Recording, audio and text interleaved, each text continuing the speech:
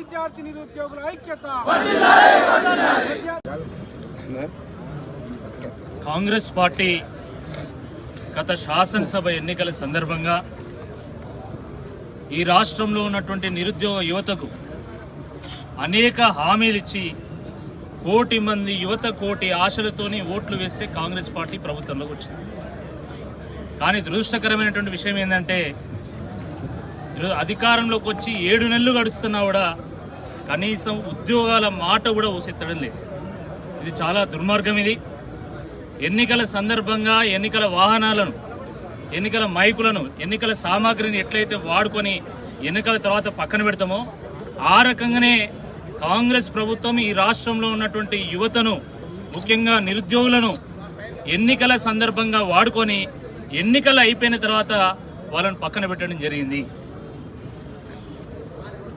గత 15-20 రోజుల నుండి ఈ రాష్ట్రంలో ఉన్నటువంటి నిరుద్యోగ యువత అంతా కూడా జిల్లాల్లో కానీ ఇటు హైదరాబాద్లో కానీ స్వచ్ఛందంగా స్వతంత్రంగా ఏ రాజకీయ పార్టీ యొక్క ఒత్తిడి లేకుండా, ఏ రాజకీయ పార్టీ యొక్క సూచనతోనో సలహాలతోనో కాకుండా వాళ్ళు స్వతహాగా మా ఉద్యోగాలు మాకు ఇవ్వండి, 2 లక్షల ఉద్యోగాలతో ఊడుకున్నటువంటి జాబ్ క్యాలెండర్ను ప్రకటిస్తామన్నారు. దాన్ని ప్రకటించండి. గ్రూప్ 1:100 చేస్తామని చెప్పి శాసనసభలో చెప్పిండ్రు, దాన్ని అమలుపరచండి. గ్రూప్ 2ను 2000 పోస్టులకు పెంచండి, గ్రూప్ 3ని 3000 పోస్టులకు పెంచండి. అదేవిధంగా డిఎస్సి మెగా డిఎస్సిగా మార్చి 25,000 పోస్టులు వేయండి, జియో 46ను రద్దు చేయండి అని చెప్పి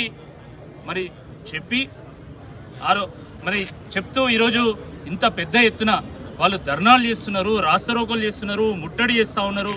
ఈరోజు టీఎస్పీఎస్సీ ముట్టడి కూడా చేసింది, అయినా కూడా కనీస స్పందన లేదు. దున్నపోతు మీద వాన పడ్డట్టు అవుతుంది. సిగ్గుండాలి ప్రభుత్వానికి.